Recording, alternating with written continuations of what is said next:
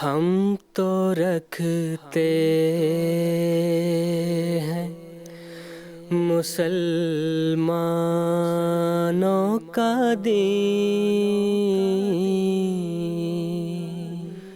دل سے ہے خدا میں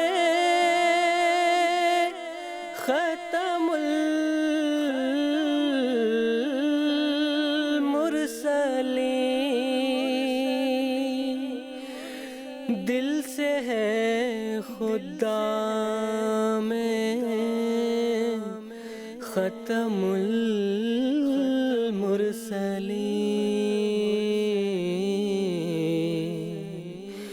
ختم المرسلین۔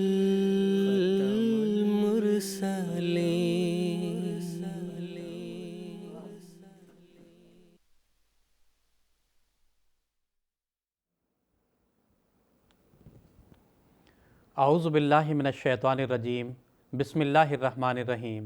ناظرین کرام، السلام علیکم ورحمۃ اللہ وبرکاتہ۔ ناظرین، آج 28 مارچ 2026 عیسوی ہفتے کا دن ہے۔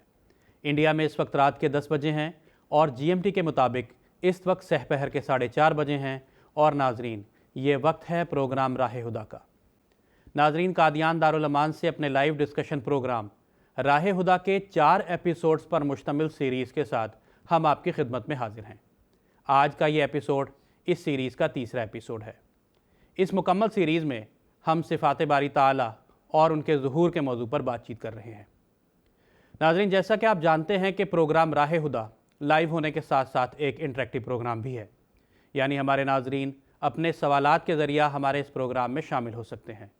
ہم اسٹوڈیو ڈسکشن کے ساتھ ساتھ اپنے ناظرین کے سوالات یہاں اسٹوڈیو میں موجود علماء کرام کے پینل میں پیش کرتے ہیں، اور ہمارے علماء کرام اسی پروگرام کے ذریعہ ہمارے ناظرین کے سوالات کے جوابات دیتے ہیں۔ ہمارے ناظرین اپنی ٹیلی ویژن سکرینز پر ہم سے جڑنے کے لیے ہماری تمام تفاصیل ملاحظہ فرما رہے ہوں گے۔ آپ ہم سے ٹیلی فونز لائنز کے ذریعہ رابطہ کر سکتے ہیں۔ اسی طرح ٹیکسٹ میسیجز، فیکس میسیجز اور ای میل کی سہولیت بھی دستیاب ہے۔ ناظرین، آج کے اس پروگرام میں خاکسار کے ساتھ علماء کرام کا جو پینل یہاں اسٹوڈیو میں موجود ہے، میں سب سے پہلے اس کا تعارف کروا دیتا ہوں۔ محترم مولانا منیر احمد صاحب خادم اور محترم مولانا نیاز احمد صاحب نائک آج کے اس پروگرام میں خاکسار کے ساتھ شریک گفتگو ہوں گے۔ میں ہر دو حضرات کا اس پروگرام میں خیر مقدم کرتا ہوں۔ ناظرین، اسلام کی تعلیمات کا مرکز و محور اللہ تعالیٰ کی ذات ہے۔ قرآن کریم نے مختلف مقامات پر اس کی ذات بیان کر کے انسان کو غور و فکر کی دعوت دی ہے۔ صفات الہیہ کا مطالعہ ہمیں یہ سکھاتا ہے کہ ہمارا رب کیسا ہے اور ہم اس کے بندے ہونے کے ناطے کس معیار اخلاق تک پہنچ سکتے ہیں۔ ناظرین، اسی مقصد کے تحت آج ہم اس اہم موضوع پر گفتگو کریں گے، اور اسی مناسبت سے خاکسار کا سب سے پہلا سوال محترم مولانا منیر احمد خادم صاحب سے یہ ہے کہ اللہ تعالیٰ کی صفت الحی اور القیوم کا کیا مفہوم ہے، اس کی کچھ وضاحت بیان فرمائیں۔ جزاکم اللہ۔ بسم اللہ الرحمن الرحیم۔ اللہ تعالیٰ کا جو ذاتی نام ہے وہ ہے اللہ۔ قرآن مجید میں اس کا جو ذاتی نام جس کو علم کہا جاتا ہے عربی گرامر کے لحاظ سے، وہ اللہ بیان کیا گیا ہے۔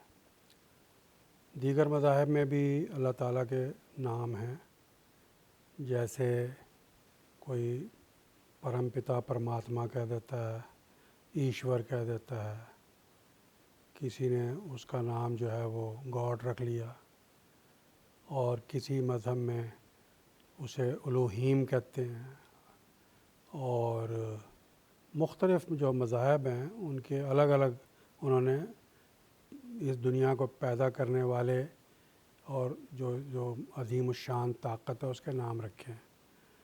قرآن مجید نے جو نام رکھا ہے وہ ہے اللہ، اور پھر اس اللہ کی بہت سی صفات بیان فرمائی ہیں۔ احادیث میں ذکر آتا ہے کہ حضرت صلی اللہ علیہ وسلم نے فرمایا کہ اللہ تعالیٰ کی 99 صفات ہیں، ان کو تم اپنے اوپر لاگو کرو، اپناؤ، تم نجات حاصل کر لو گے، تمہیں جنت مل جائے گی۔ تو مقصد یہ تھا حضور صلی اللہ علیہ وسلم کا کہ ان صفات کو اپنی زندگیوں میں عملی طور پر لاگو کرنے کی کوشش کرو۔ اور پھر یہ نہیں ہے کہ یہ صفات جو 99 بیان کی گئی ہیں وہی ہیں، بہت سی صفات ہیں، لا تعداد صفات ہیں۔ بعضوں کا انسانوں سے تعلق ہے، بعضوں کا نہیں ہے، یا یونیورس کے اندر کیا کیا مخلوقات ہیں، کیا کیا خدا تعالیٰ کی کاریگری ہے۔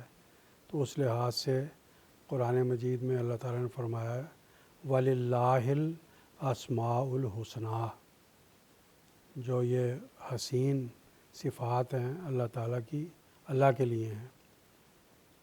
تو اور پھر آگے اللہ تعالیٰ یہ بیان فرماتا ہے کہ فَادْعُوهُ بِهَا، اگر تم چاہتے ہو کہ تمہاری دعائیں قبول ہوں تو جس مقصد کے لیے تم دعا کرنا چاہتے ہو اس صفت کا واسطہ دے کر دعا کرو تو اللہ تعالیٰ تمہاری دعاؤں کو قبول کرے گا۔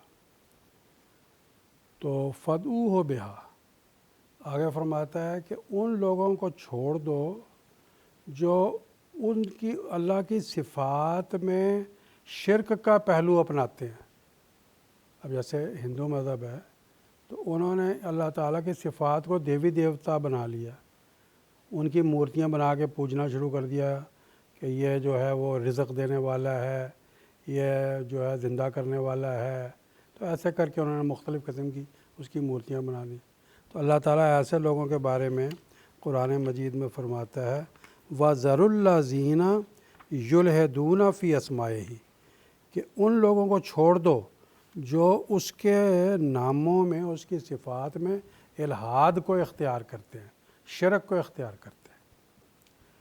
اور آگے فرماتا ہے سَيُجْزَوْنَ مَا كَانُوا يَعْمَلُونَ، جو وہ یہ ایسا عمل کرتے ہیں اس کی ان کو جزا دی جائے گی، ان کا بدلہ مرنے کے بعد ان کو یقیناً ملے گا۔ تو اب آپ نے جو سوال کیا وہ ہے اللہ تعالیٰ کی صفت الحی اور القیوم کے بارے میں کہ یہ کیا ہے اور اس کا کیا مطلب ہے۔ تو میں آپ کی خدمت میں سیدنا حضرت اقدس مسیح موعود علیہ الصلاۃ والسلام نے جو الحی اور القیوم کا ترجمہ کیا ہے وہ میں سناتا ہوں۔ حضور فرماتے ہیں الحی جو ہے اس کا مطلب ہے خود بخود زندہ اور دوسری چیزوں کو زندگی بخشنے والا۔ آگے آپ نے القیوم کا کیا ترجمہ کیا؟ القیوم کا ترجمہ کیا اپنی ذات میں آپ قائم اور اپنی پیدا کرنے کی گئی چیزوں کو اپنے سہارا سے باقی رکھنے والا۔ اپنی ذات میں خود تو قائم ہے، اس کو ضرورت نہیں کہ اس کو کوئی اور قائم رکھے، لیکن باقی جو اشیاء جن کو اس نے پیدا کیا ہے ان کو اس بات کی پل پل ضرورت ہے کہ اللہ تعالیٰ کے سہارے کو حاصل کرے۔ اللہ تعالیٰ کے سہارے کے بغیر، اس کی قیومیت کے بغیر دنیا کی کوئی مخلوق قائم نہیں رہ سکتی، ایک لمحہ بھی قائم نہیں رہ سکتی۔ تو یہ جو دونوں صفات ہیں یہ قرآن مجید میں جا بجا بیان ہوئی ہیں۔ بالخصوص میں صرف وقت کی مناسبت سے صرف ایک جگہ کو لیتا ہوں جہاں یہ جو البقرہ آیت نمبر 256 اس میں آتا ہے اللہ لا الہ الا هو الحی القیوم۔ اللہ کون ہے؟ اللہ وہ ذات بابرکات ہے کہ اس کے علاوہ اور کوئی معبود نہیں، معبود وہی ہے، عبادت کے لائق وہی ہستی ہے۔ کیوں؟ اس لیے کہ وہ الحیو ہے، وہ خود بھی زندہ ہے اور دوسروں کو زندگی بخشنے والا ہے۔ کیوں عبادت کے لائق ہے؟ اس لیے کہ وہ القیوم ہے، وہ خود بھی قائم ہے اور باقی تمام مخلوقات کے لیے وہ سہارا ہے۔ تو یہ جو میں نے آیت ابھی آپ کی خدمت میں پیش کی ہے، یہ اس کا نام ہے آیت الکرسی۔ اس میں اللہ تعالیٰ کی اور بھی بہت سی صفات بیان کی گئی ہیں جو بتاتی ہیں کہ اللہ تعالیٰ کیوں عبادت کے لائق ہے۔ پہلے تو اس لیے کہ وہ الحی ہے، القیوم ہے۔ اس کے بعد فرمایا کہ اس کو لا تاخذہ سنۃ ولا نوم، وہ نیند اور اونگ کی گرفت میں نہیں آتا۔ نیند کی گرفت میں انسان کب آتا ہے؟ جب تھک جاتا ہے. تو اللہ تعالیٰ کو تو کوئی تھکاوٹ نہیں ہوتی. وہ الگ بات ہے، بائبل میں لکھا ہوا کہ اللہ تعالیٰ نے 7 دن میں دنیا بنائی اور 7ویں دن تھک گیا اور اس کو آرام کا دن مقرر کر دیا. ممکن ہے وہ کوئی تمثیلی بات ہو، لیکن تھکاوٹ کا ذکر اللہ تعالیٰ کی طرف بائبل میں منسوب کیا گیا. تو قرآن مجید فرماتا ہے نہیں، اس کو نہ اونگ آتی ہے نہ اس کو نیند آتی ہے. آگے فرمایا کیوں عبادت کے لائق ہے؟ اس لیے کہ لہو ما فی السماوات و ما فی الارض، جو کچھ آسمانوں اور زمین اور ان کے درمیان ہے سب کا وہی مالک ہے. اور فرمایا کہ پھر وہ ہستی ہے کہ کوئی اس کے حضور میں سفارش نہیں کر سکتا مگر اس کی اجازت کے ساتھ، جس کو وہ اجازت دے. تو اجازت کس کو وہ دیتا ہے؟ جو شفیع کون بنتا ہے اس کے لیے؟ جو شفیع ہوتا ہے اس کے ساتھ. شفیع کس کو کہتے ہیں؟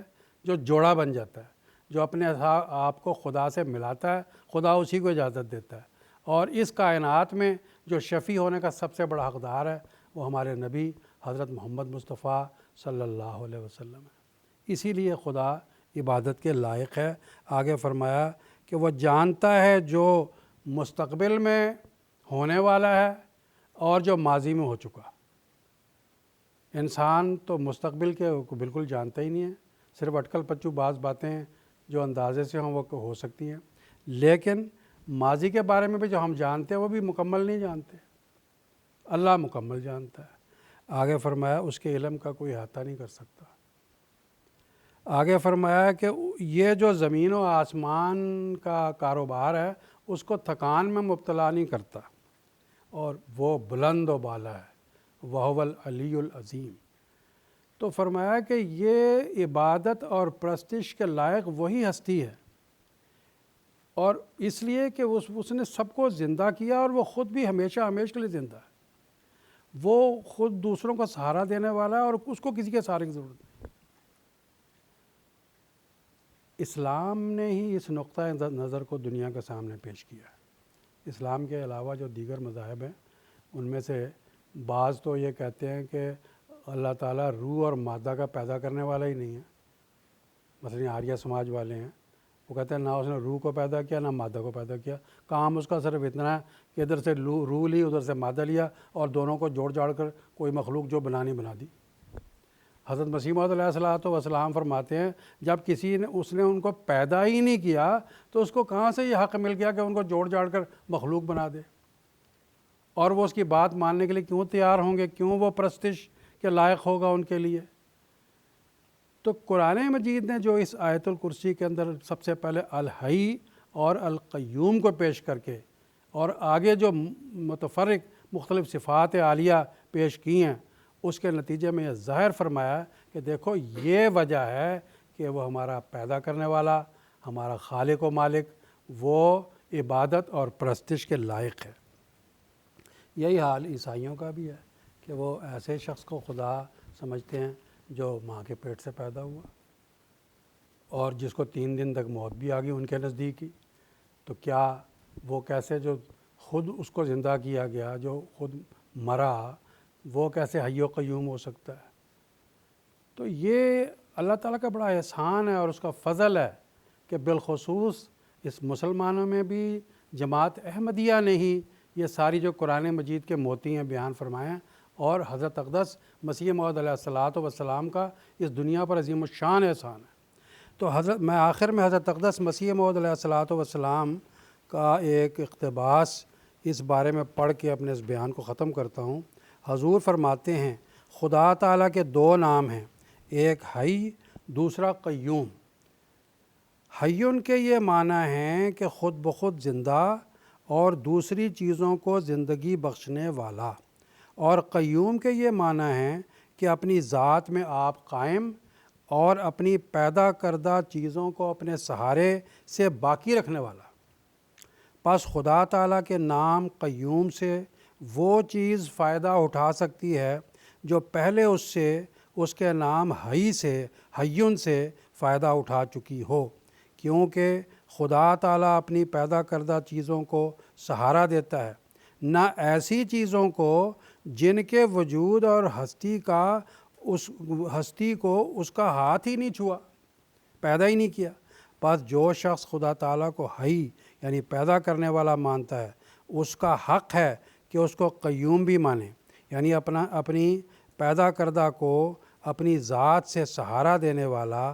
لیکن جو شخص خدا تعالیٰ کو حیٌ یعنی پیدا کرنے والا نہیں مانتا، نہیں جانتا، اس کا حق نہیں ہے کہ اس کی نسبت یہ اعتقاد رکھے کہ وہ ان چیزوں کو ان کے رہنے میں سہارا دینے والا ہے، کیونکہ سہارا دینے کے یہ معنی ہیں کہ اگر اس کا سہارا نہ ہو وہ چیزیں معدوم ہو جائیں، اور ظاہر ہے کہ جن چیزوں کا اس کی طرف سے وجود نہیں وہ چیزیں اپنے بقائے وجود میں اس کی محتاج بھی نہیں ہو سکتی، اور اگر وہ بقائے وجود میں محتاج ہیں تو اس وجود کی پیدائش میں بھی محتاج ہیں۔ غرض خدا تعالیٰ کے یہ دونوں نام اسم حیٌ و قیوم اپنی تاثیر میں ایک دوسرے سے تعلق رکھتے ہیں، کبھی علیحدہ علیحدہ نہیں ہو سکتے۔ پس جن لوگوں کا یہ مذہب ہے کہ خدا روحوں اور ذرات کا پیدا کرنے والا نہیں ہے، وہ اگر عقل اور سمجھ سے کچھ کام لیں تو ان کو اقرار کرنا پڑے گا کہ خدا تعالیٰ ان چیزوں کا قیوم بھی نہیں، یعنی وہ نہیں کہہ سکتے کہ خدا تعالیٰ کے سہارے سے ذرات یا ارواح پیدا ہوئے ہیں، بلکہ خدا تعالیٰ کے سہارے کی محتاج وہ چیزیں ہیں جو اس کی پیدا کردہ ہیں۔ غیر کو جو اپنے وجود میں اس کا محتاج نہیں، اس کے سہارے کی کیوں حاجت پڑ گئی؟ یہ حضرت اقدس مسیح موعود علیہ الصلوۃ والسلام کی کتاب ہے چشمہ مسیحی، یہ اس سے یہ اقتباس لیا گیا، اور ایک دو تین لائنوں کا اقتباس یہ ہے، فرماتے ہیں وہی خدا ہے، اس کے سوا کوئی نہیں، وہی ہر ایک جان کی جان اور ہر ایک وجود کا سہارا ہے۔ اس آیت کا مطلب یہ ہے، یعنی وہ جو الحی والقیوم والی، کہ زندہ وہی خدا ہے اور قائم بالذات وہی خدا ہے۔ پس جب کہ وہی ایک زندہ خدا ہے اور وہی ایک قائم بالذات ہے تو اس سے صاف ظاہر ہے کہ ہر ایک شخص جو اس کے سوا زندہ نظر آتا ہے وہ اس کی زندگی سے زندہ ہے، اور ہر ایک جو زمین یا آسمان میں قائم ہے وہ اسی کی ذات سے قائم ہے۔ یہ چشمہ معرفت صفحہ 112 کا حوالہ ہے۔ جزاکم اللہ تعالیٰ احسن الجزا۔ اسی تسلسل میں خاکسار کا اگلا سوال محترم مولانا نیاز احمد نائک صاحب سے یہ ہے کہ اللہ تعالیٰ کی صفت خالق کا مخلوق کے ساتھ جو تعلق ہے وہ کس نوعیت کا ہے؟ ہمارے ناظرین کو کچھ بتائیں۔ جزاکم اللہ تعالیٰ احسن الجزا۔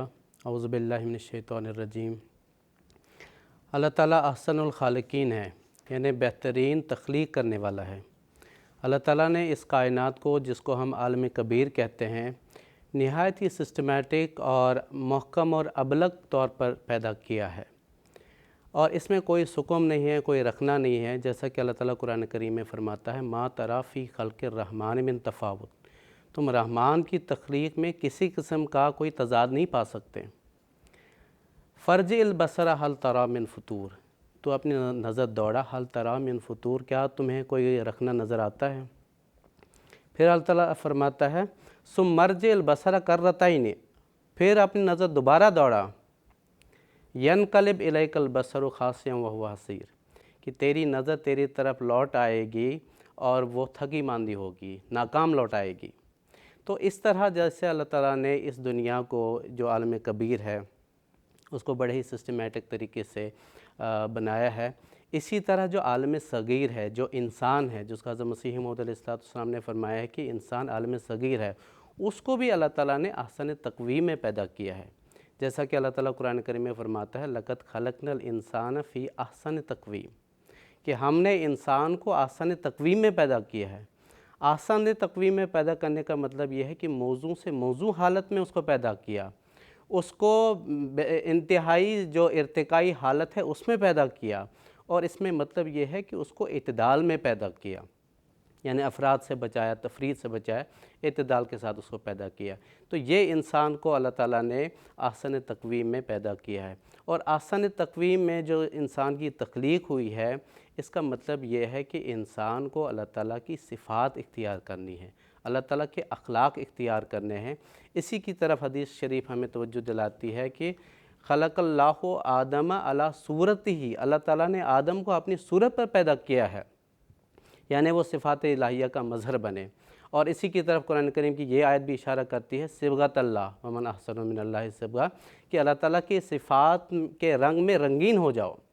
تو بنیادی طور پر جو آپ نے سوال کیا کہ خالق کا مخلوق کے ساتھ کیا تعلق ہے، اس ضمن میں عرض کروں کہ اللہ تعالیٰ نے انسان کو پیدا کیا اور پھر اس سے لا تعلق نہیں ہوا، بلکہ انسان کے بلو پرنٹ میں، اس کے مادہ تخلیق میں اللہ تعالیٰ نے اپنی جستجو اور اپنی محبت لگا دی۔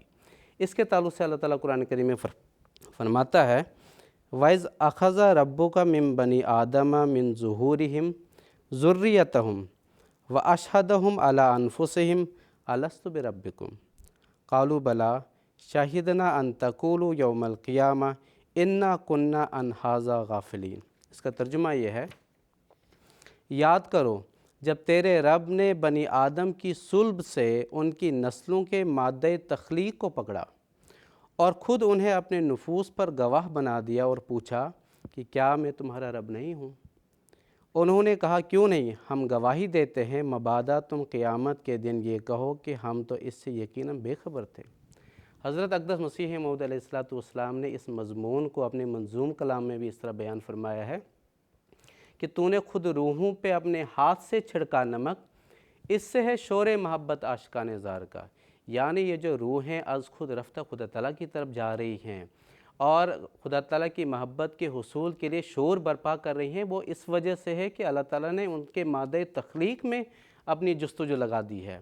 تو یہ جو بلا الست بربکم قالوا بلا، اس آیت کی تشریح کرتے ہوئے، تفسیر کرتے ہوئے ایک جگہ حضرت اقدس مسیح موعود علیہ السلام فرماتے ہیں کہ ایک جنگلی آدمی کی روح بھی اس بات پر راضی نہیں ہو سکتی کہ وہ خود بخود ہے۔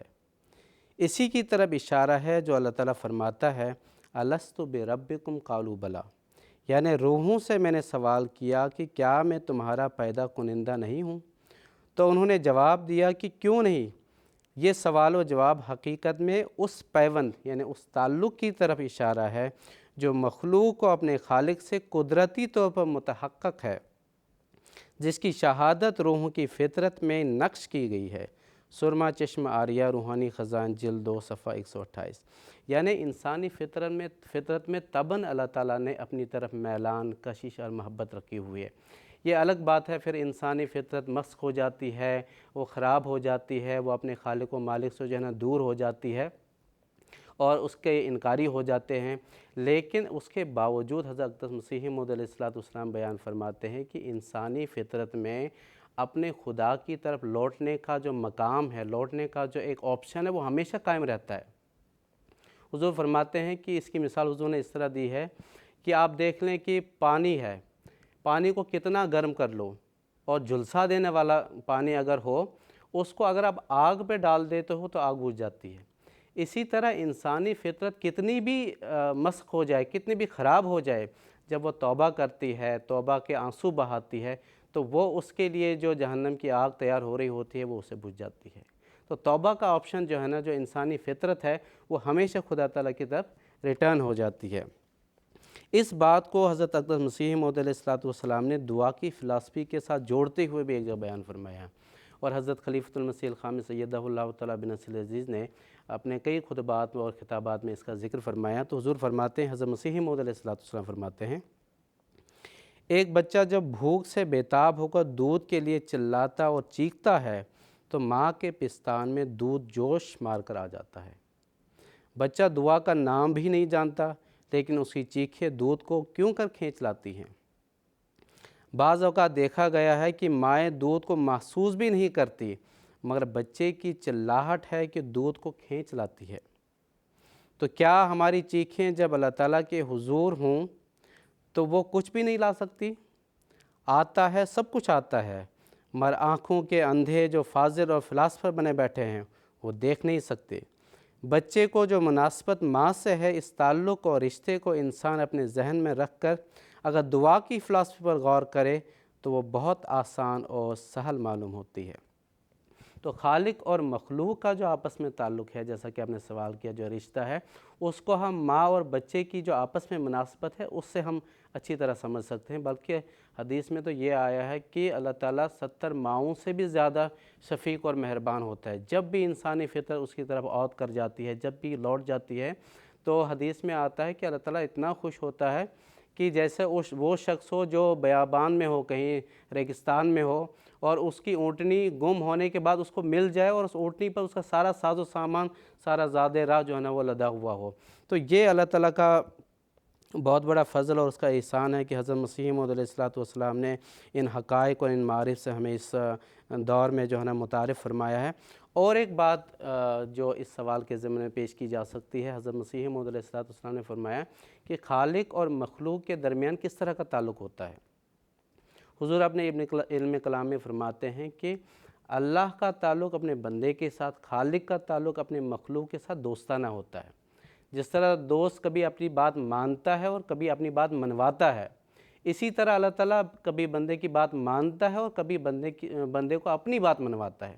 جیسے حضرت مسیح موعود علیہ السلام فرماتے ہیں، اللہ تعالیٰ فرماتا ہے ادعونی استجب لکم، تم مجھ سے مانگو تو میں قبول کر لوں گا۔ لیکن دوسری جگہ اللہ تعالیٰ نے فرمایا کہ وَلَنَبْلُوَنَّكُمْ بِشَيْءٍ مِّنَ الْخَوْفِ وَالْجُوعِ وَنَقْصٍ مِّنَ الْأَمْوَالِ وَالْأَنفُسِ وَالثَّمَرَاتِ وَبَشِّرِ الصَّابِرِينَ۔ کبھی اللہ تعالیٰ اپنی بات منواتا ہے، مطلب اموال کا ضیاع ہوتا ہے، جانوں کا ضیاع ہوتا ہے، خوف کی حالت آ جاتی ہے، لیکن جو لوگ اس حالت میں، اس ابتلا میں خدا تعالیٰ کی طرف جاتے ہیں، اس پر صبر کرتے ہیں، تو ان کو ہی اللہ تعالیٰ مل جاتا ہے۔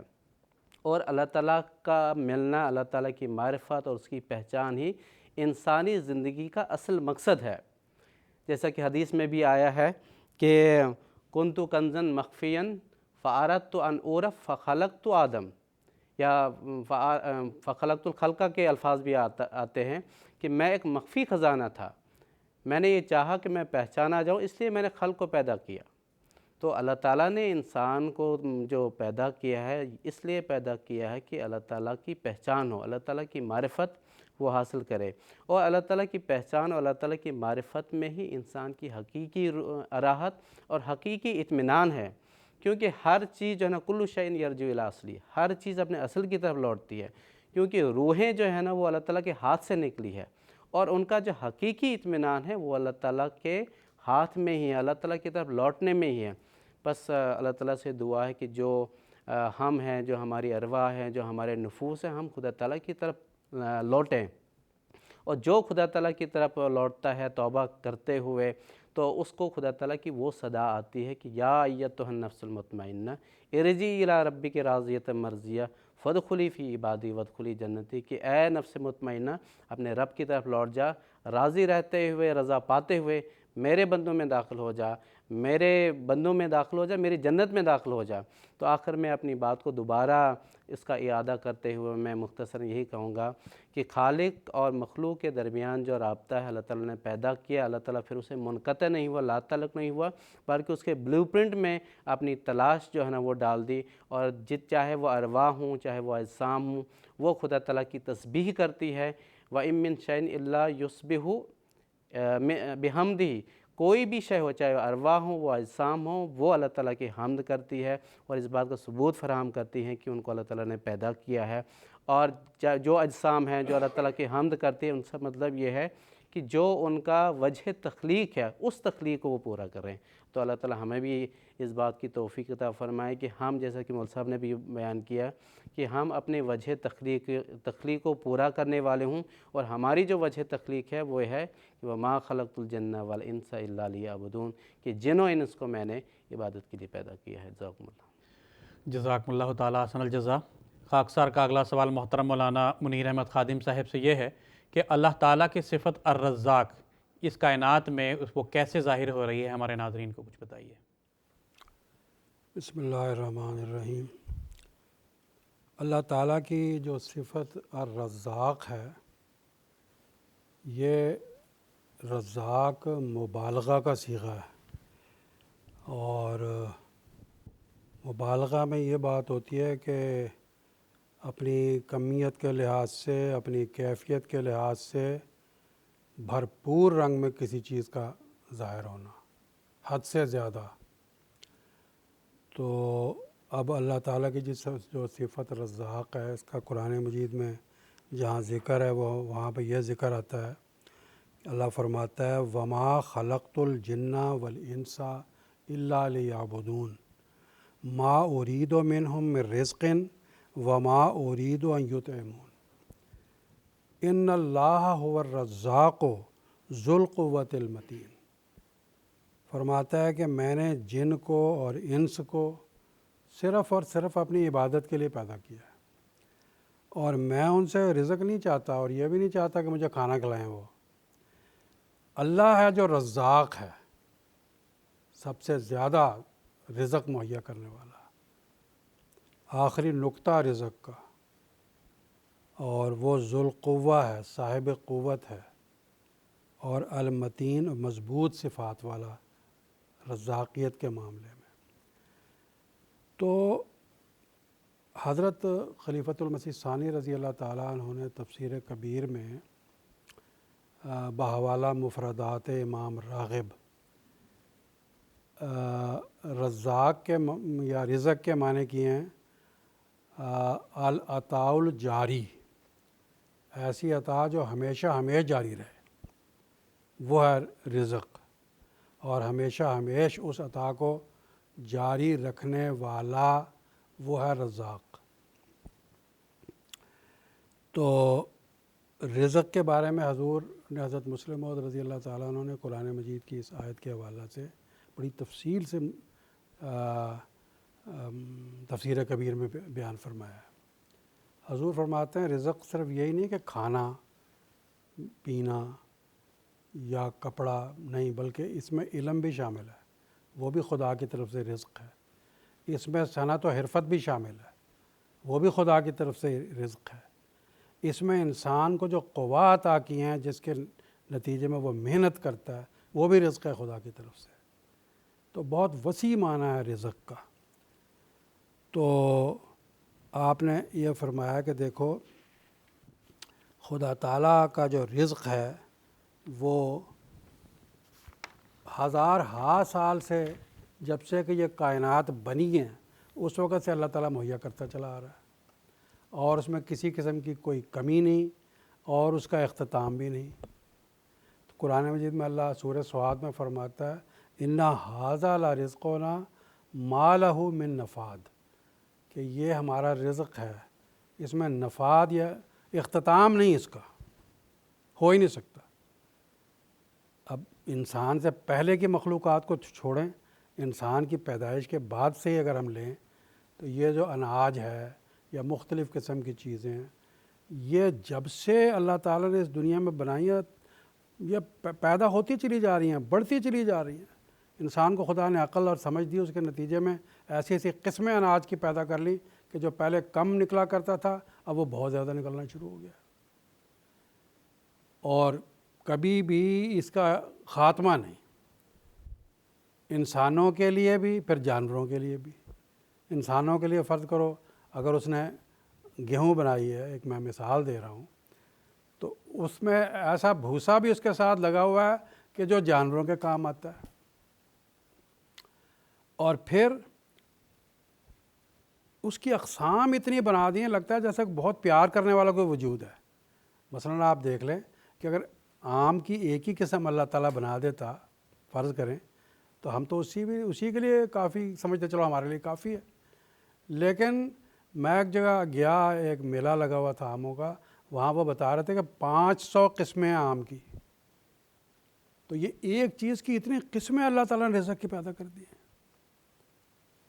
پھر آپ دیکھیں کہ سردی گرمی کے حوالے سے جو جانور ہیں، مثلاً دودھ ہے، تو ہمیں یہاں پر گائے اور بھینس کا دودھ میسر ہے، لیکن پہاڑی علاقوں میں آپ چلے جائیں جہاں برف ہی برف ہے تو وہاں اللہ تعالیٰ نے ایک اور جانور پیدا کیا یاک، وہ لوگ اس کا دودھ پیتے ہیں، وہ ان برفیلے علاقوں میں وہ پلتا ہے۔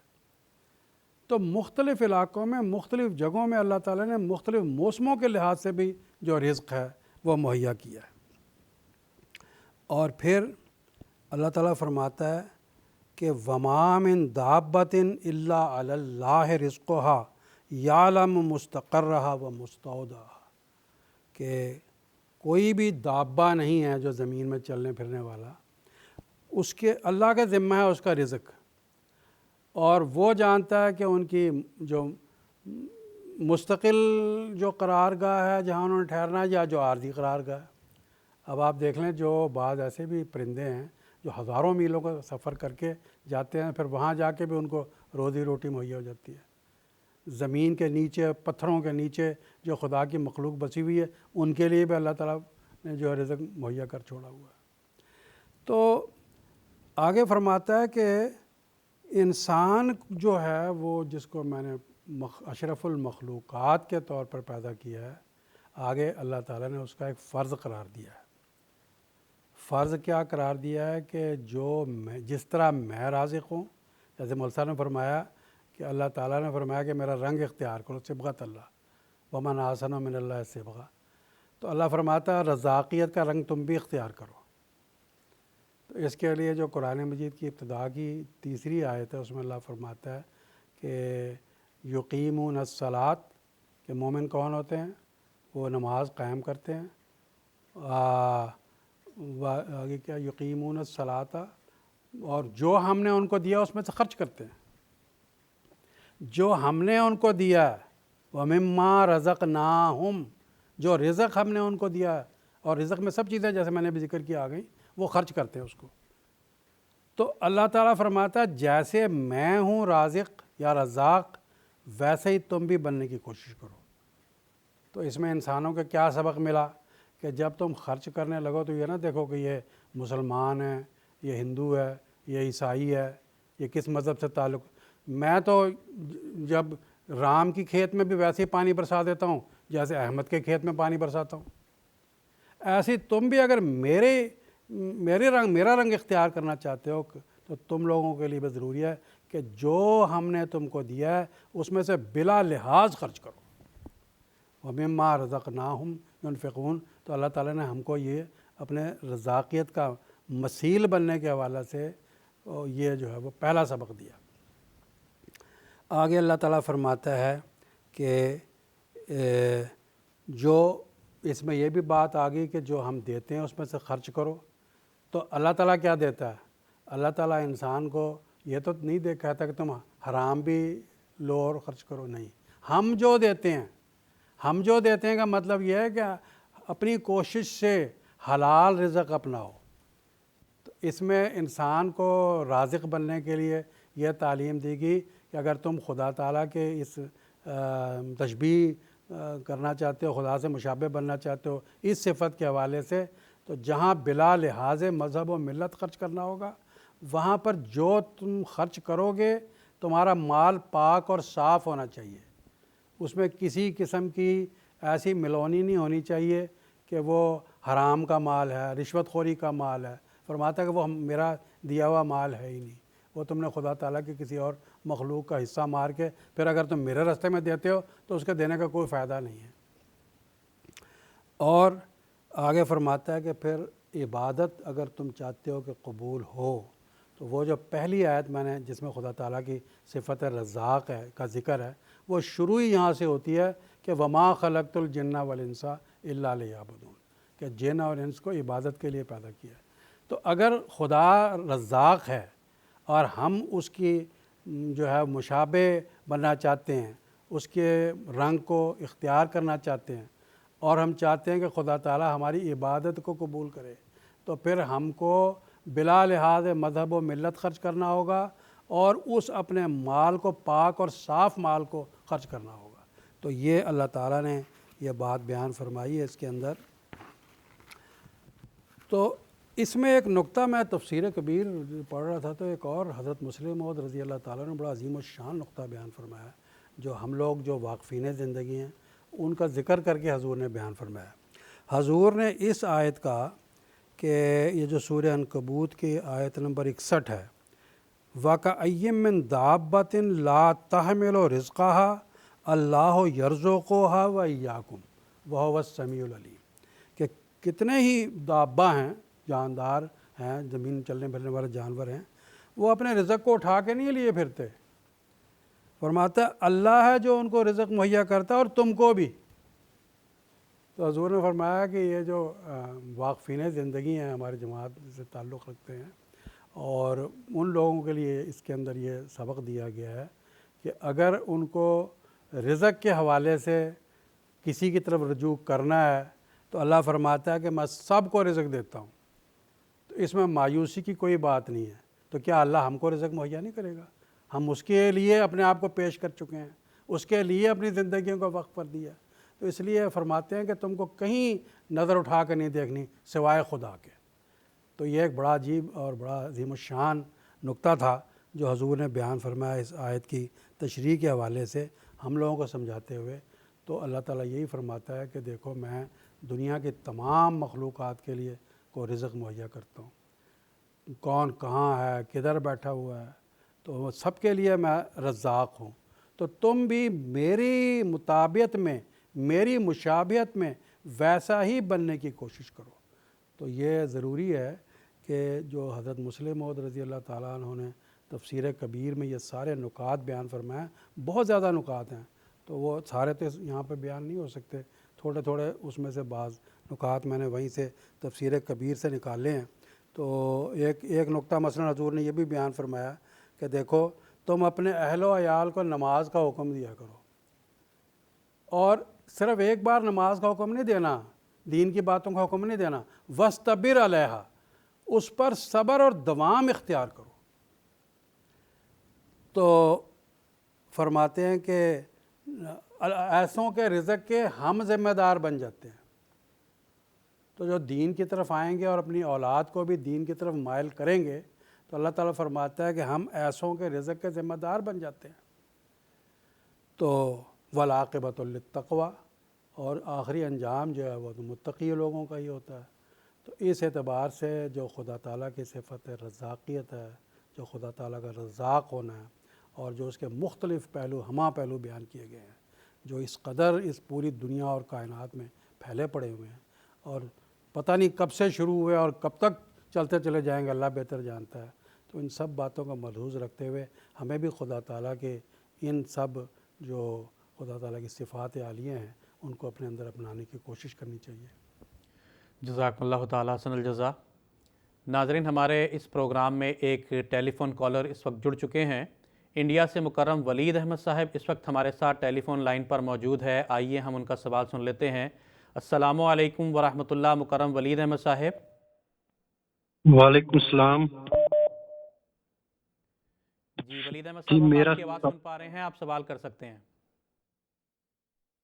جی، میرا سوال یہ ہے کہ اللہ تعالیٰ کی ایک صفت رزاق ہے، یعنی رزق عطا کرنے والا، تو پھر دنیا میں اس قدر غربت کیوں پائی جاتی ہے؟ بہت سے لوگ محتاج ہے، بہت غریب ہے۔ آج کل جو حالات ہم دیکھ رہے تو کتنے لوگ فاقوں سے مر رہے ہیں، تو کیا وجہ ہے کہ اللہ تعالیٰ ان کی طرح عطا کیوں نہیں فرماتا؟ جی جزاکم اللہ۔ اگرچہ کہ اس سوال کا جواب بہت تفصیل سے اللہ تعالیٰ کی صفت الرزاق کے تعلق سے محترم مولانا منیر احمد خادم صاحب نے دے دیا ہے، مگر یہاں سائل کا یہ سوال جو ہے مختلف نوعیت کا ہے۔ میں محترم مولانا منیر احمد خادم صاحب سے درخواست کرتا ہوں کہ یہ ایک اسی صفت کے تحت ایک دوسرا پہلو پیش کر رہے ہیں کہ اللہ تعالیٰ کی صفت رزاق کے ہوتے ہوئے بعض لوگ جو غربت میں پڑے ہوئے ہیں، یا بعض لوگ کئی بار فاقے کی نوبت بھی آ جاتی ہے، تو اس تعلق سے اللہ تعالیٰ کی صفت رزاق کہاں ٹھہرتی ہے؟ اس بارے میں ہمارے ناظرین کچھ بتائیں۔ اس بارے میں یہ بات یاد رکھنی چاہیے کہ اللہ تعالیٰ کے دو قسم کے قانون ہیں، ایک ہے قانون قدرت اور ایک ہے قانون شریعت۔ قانون قدرت تو یہ ہے کہ جو جیسا کرتا ہے ویسا بھرتا ہے، اور یہ خدا کا قانون ہے۔ اگر کوئی آدمی اپنی انگلی کو آگ میں ڈالے گا تو وہ جتنا مرضی کہے کہ بھئی یہ اللہ تعالیٰ نے میری انگلی کو جلا دیا، تو وہ نہیں، اللہ نے نہیں جلایا، اس نے خود اپنی انگلی کو آگے کیا آگ میں تو جل گئی۔ اسی طرح یہ قانون قدرت میں ایسا ہے کہ جیسے کوئی کرتا ہے ویسے ہی بھرتا ہے۔ اور ایک ہے قانون شریعت کہ پھر اگر کوئی اس دنیا میں کسی کے اوپر ظلم ہوا تو اس کا مداوع جو ہے وہ پھر مرنے کے بعد اللہ تعالیٰ جو جس رنگ میں جس کو جزا دینی چاہیے تھی، ظالم کو اور مظلوم کو، وہ خدا تعالیٰ وہاں وہ حساب کو پورا کرتا ہے۔ حضرت عائشہ رضی اللہ تعالیٰ عنہ نے ایک مرتبہ نبی کریم صلی اللہ علیہ وسلم سے سوال کیا کہ حضور یہ جو دنیا میں مختلف قسم کے عذاب آتے ہیں تو اس میں تو نیک لوگ بھی پس جاتے ہیں، اس میں تو بچے بھی پس جاتے ہیں. تو حضور نے فرمایا نہیں، یہاں پر جس طرح قانون ہے اس کے حساب سے حساب ہوتا ہے، لیکن اصل جو حساب ہے وہ مرنے کے بعد پھر ہر ایک کا ہو جائے گا. تو اب یہ جو ہم دیکھتے ہیں دنیا میں کہ بعض لوگ بہت زیادہ ان کے پاس دولت ہے اور خدا تعالیٰ نے روزی روٹی بعضوں کی نسبت ان کو اچھی دی ہوئی ہے، بعض غریب ہیں، بعض بھوکے مر رہے ہیں. تو یہ وہی قانون قدرت ہے جو اس کا نتیجہ ہے یہ کہ جو لوگ محنت کرتے رہے اور جو لوگ جو ہے وہ اپنے لیے صحیح طریق انہوں نے استعمال کیے، اس کے نتیجے میں ان کے اندر خوشحالی آ گئی. لیکن جو لوگ اپنے آپ کو کمزور بنا کے بیٹھ گئے، محنت نہ کی، سستی کا شکار ہو گئے، تو قانون قدرت اس کے مطابق ان کے ساتھ عمل کرتا ہے. اور یہ ہوتا ہے کہ بعض دفعہ ایک آدمی، ہم کہتے ہیں کہ اس کے ساتھ ناانصافی ہو گئی، اس نے محنت کی لیکن اس کے ساتھ ناانصافی ہو گئی. تو اب اس ناانصافی کا جو کیا مسئلہ ہے یا جو اس کی جزا ہے وہ مرنے کے بعد خدا نے اپنے ہاتھ میں رکھی ہوئی ہے. اور پھر حکم تو یہ دیا، دیکھو تم نے، اللہ تعالیٰ تم کو حکم دیتا ہے ان اللہ یامرکم بالعدل والاحسان، کہ تم کو یہ حکم ہے کہ تم عدل کرو، ناانصافی نہیں کرنی بلکہ انصاف کرو، انصاف نہیں کرنا بلکہ احسان کرو، احسان نہیں کرنا بلکہ خدا تعالیٰ کی مخلوق سے ایسا سلوک کرو جیسا تم اپنے قریبی رشتہ داروں سے سلوک کرتے ہو. تو تعلیم تو یہ ہے. لیکن اب اگر اس تعلیم پر عمل نہیں کوئی کرتا تو اللہ تعالیٰ نے اس کا جو معاملہ ہے وہ اپنے ہاتھ میں رکھا ہے، اور مرنے کے بعد اس کو اس کا جزا یا سزا دینے کا اختیار ہے. باقی رہا یہ دنیا میں جو جتنی محنت کرے گا، جو اللہ تعالیٰ نے قانون اس دنیا کے لیے بنائے ہیں ان کو اپنائے گا، اس کے حساب سے اس کے ساتھ جو ہے وہ معاملہ ہوتا ہے. جزاکم اللہ تعالیٰ احسن الجزا. ناظرین، ایک اور ٹیلی فون کالر ہمارے اس پروگرام میں جڑ چکے ہیں. بنگلہ دیش سے مکرم عارف الزمان صاحب اس وقت ہمارے ساتھ ٹیلی فون لائن پر موجود ہے. آئیے ہم ان کا بھی سوال سن لیتے ہیں. السلام علیکم ورحمۃ اللہ. مکرم عارف الزمان صاحب. وعلیکم السلام ورحمۃ اللہ وبرکاتہ. جی جناب، میرا سوال ہے صفات باری تعالیٰ پر ایمان لانا کیوں ضروری ہے، اور ایمان لانے کے نتیجے میں انسان کی زندگی پر اس کا کیا اثر ہوتا ہے؟ برائے کرم اس کا مختصر جواب دیجیے. جزاکم اللہ. میں محترم مولانا نیاز احمد نائک صاحب سے درخواست کرتا ہوں کہ وقت کی رعایت سے 1-2 منٹ میں اس سوال کا جواب دے دیں. سب سے پہلا فائدہ تو یہی ہے کہ اللہ تعالیٰ نے حکم دیا ہے کہ اللہ تعالیٰ کی صفات پہ ایمان لایا جائے. جیسا کہ اب یہ کہا گیا، آیت بھی پیش ہوئے، صبغۃ اللہ ومن احسن من اللہ صبغہ، کہ اللہ تعالیٰ کے صفات کے رنگ میں رنگین ہو جاؤ اور اللہ تعالیٰ کے صفات کے مظہر بنو، صفات الہیہ کا مظہر بنو. تو سب سے پہلا حکم اور پہلا جو اس کا فائدہ ہے وہ تو یہی ہے کہ اللہ تعالیٰ نے جو حکم دیا ہے اس کی اطاعت ہو جاتی ہے. دوسرا پھر یہ کہ جب ہم ان صفات کا مظہر بنتے ہیں، ان تشبیہی صفات کو اپناتے ہیں، تو اس کے نتیجے میں بہت اچھا امپیکٹ جو ہے نا وہ آتا ہے. مثال کے طور پر اللہ تعالیٰ کی ایک صفت ہے سلام، کہ اللہ تعالیٰ جو ہے نا دوسروں کے لیے سلامتی چاہتا ہے، خود بھی مہیمن ہے، خود بھی دوسروں کو بھی سلامتی دیتا ہے، خود بھی اس کا نام سلام ہے. تو جو خدا تعالیٰ کی اس صفت کو اختیار کرے گا وہ کبھی نہیں چاہے گا کہ دوسرے کو نقصان پہنچائے، چاہے وہ انفرادی لیول پہ ہو، چاہے وہ اسٹیٹ لیول پہ ہو، چاہے وہ انٹرنیشنل لیول پہ ہو. تو نہ اجتماعی رنگ میں کبھی چاہے گا کہ دوسروں کو نقصان پہنچے، نہ انسان کبھی یہ چاہے گا کہ میری زبان سے، میرے ہاتھ سے، میرے حرکات سے، میرے سکنات سے دوسروں کو نقصان پہنچے.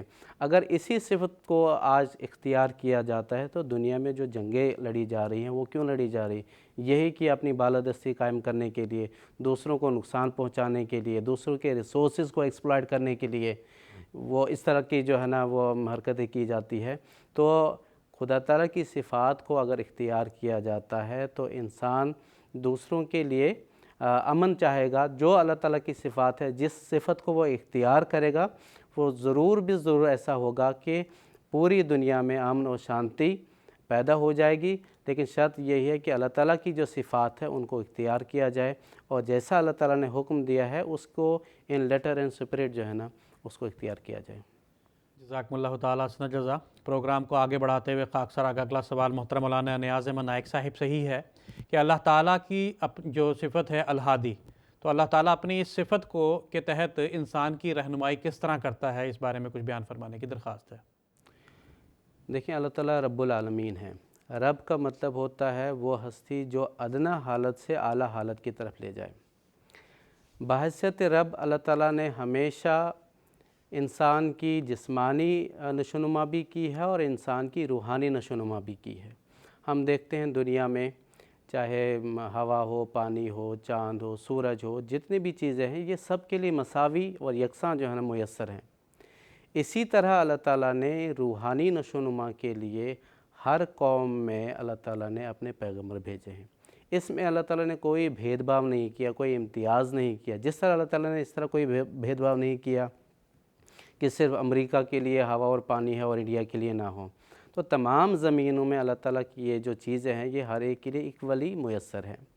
اسی طرح اللہ تعالیٰ نے مختلف اقوام میں، مختلف لینڈز میں اپنے ریفارمرز، اپنے ہادی بھیجے ہیں، اور اسی پہ ہمارا یہ کنسیپٹ اور ہمارا یہ عقیدہ بیس ہے کہ اللہ تعالیٰ نے تمام اقوام میں اپنے ہادی بھیجے ہیں۔ اس کے اس بات میں حضرت مسیح موعود علیہ السلام نے کئی آیات پیش کی ہیں، جیسے وَإِن مِّنْ أُمَّةٍ إِلَّا خَلَا فِيهَا نَذِيرٌ، کہ کوئی امت ایسی نہیں گزری ہے جس میں کوئی نذیر ڈرانے والا نہ آیا ہو، یا وَلِكُلِّ قَوْمٍ ہاد، ہر امت کے لیے جو ہے نا اللہ تعالیٰ، ہر قوم کے لیے اللہ تعالیٰ نے ہادی بھیجا ہے۔ تو اس کے ضمن میں حضرت مسیح موعود علیہ السلام نے یہ جو ایک کنسیپٹ پیش کیا ہے، اس میں جب ہم بانیان کی عزت کرتے ہیں تو دنیا میں امن کا ایک بہت بڑا ایک قدم جو ہے نا، ایک قدم کا ایک انیشیٹو یہ پیدا ہو جاتا ہے جو حضرت مسیح موعود علیہ السلام نے اس دور میں ہمیں سکھایا۔ پھر اللہ تعالیٰ فرماتا ہے کہ میں نے ہر دور میں اپنے ریفارمرز بھیجے، اپنے رشی منی اوتار بھیجے ہیں، اور وہ وقت کی جو ضرورت تھی یا جو تقاضا ہوتا تھا اس کے مطابق اللہ تعالیٰ بھیجتا تھا۔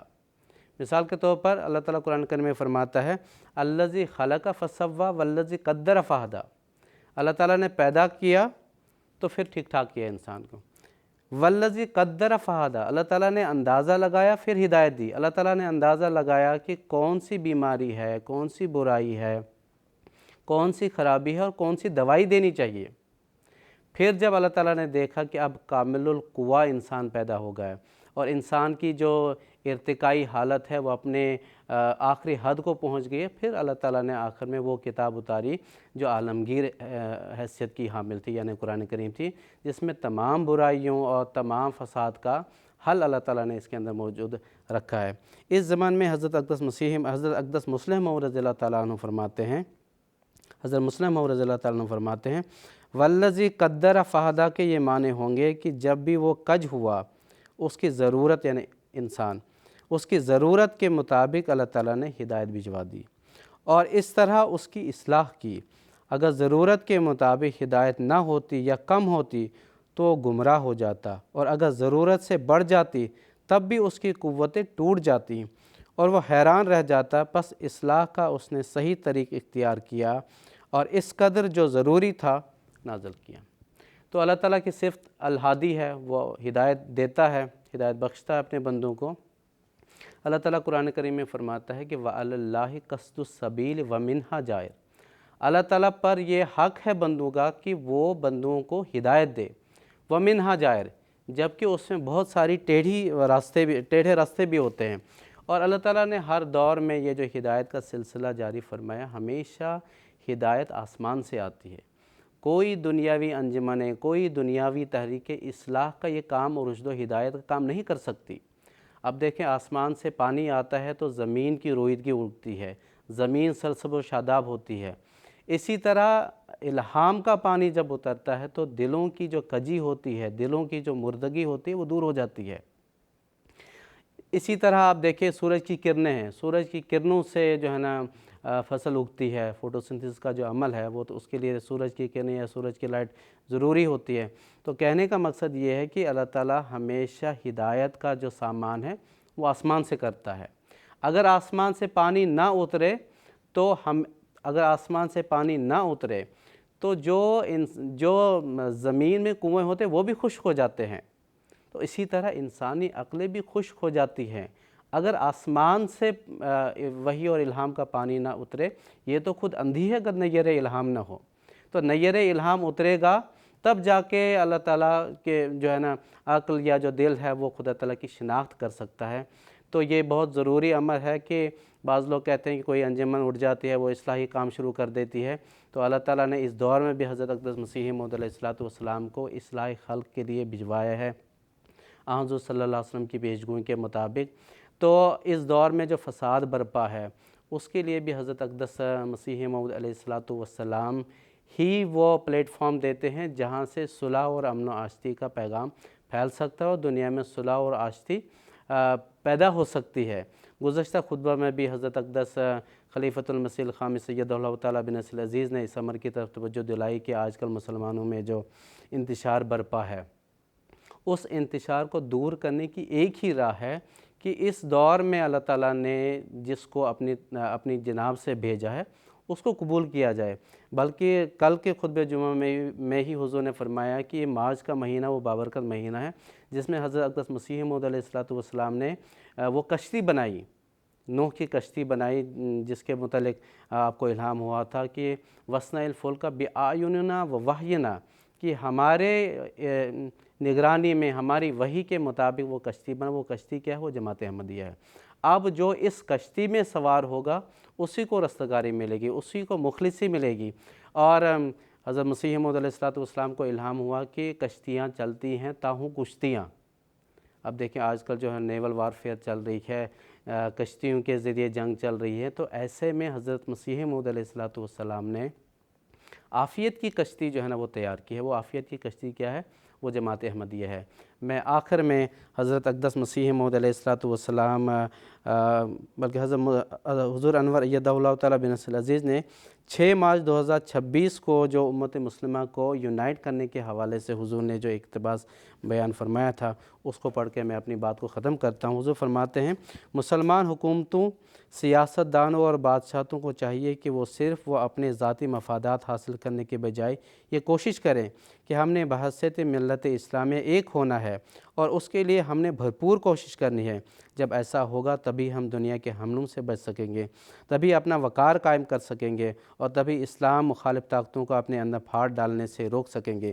اس لیے ہمیں اس بات پر غور کرنا چاہیے کہ اللہ تعالیٰ نے اس زمانے میں کیا انتظام فرمایا ہے، وہ کون سا الہی انتظام ہے جس پر اگر ہم عمل کریں یا اس کو مانیں تو ہم ان باتوں سے بچ سکتے ہیں اور وہ ایک ملت واحدہ بن سکتے ہیں۔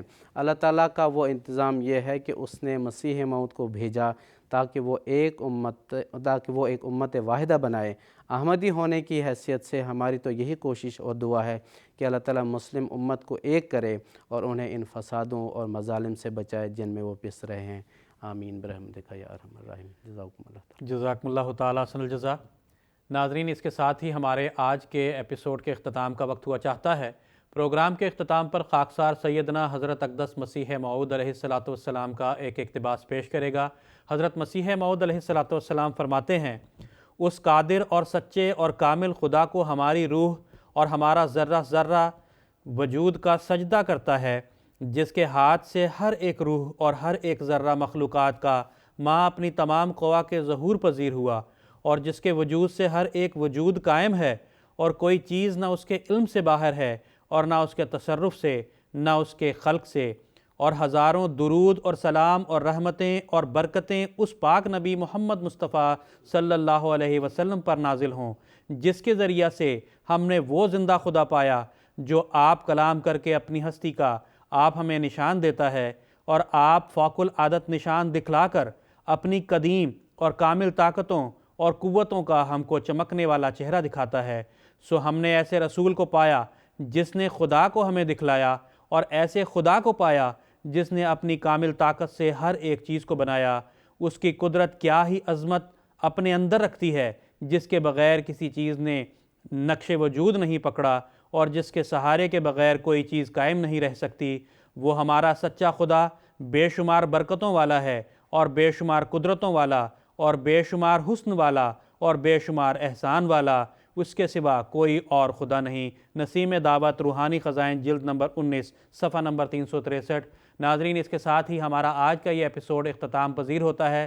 انشاءاللہ تعالی اگلے ایپیسوڈ میں اسی موضوع پر بات چیت کو جاری رکھیں گے۔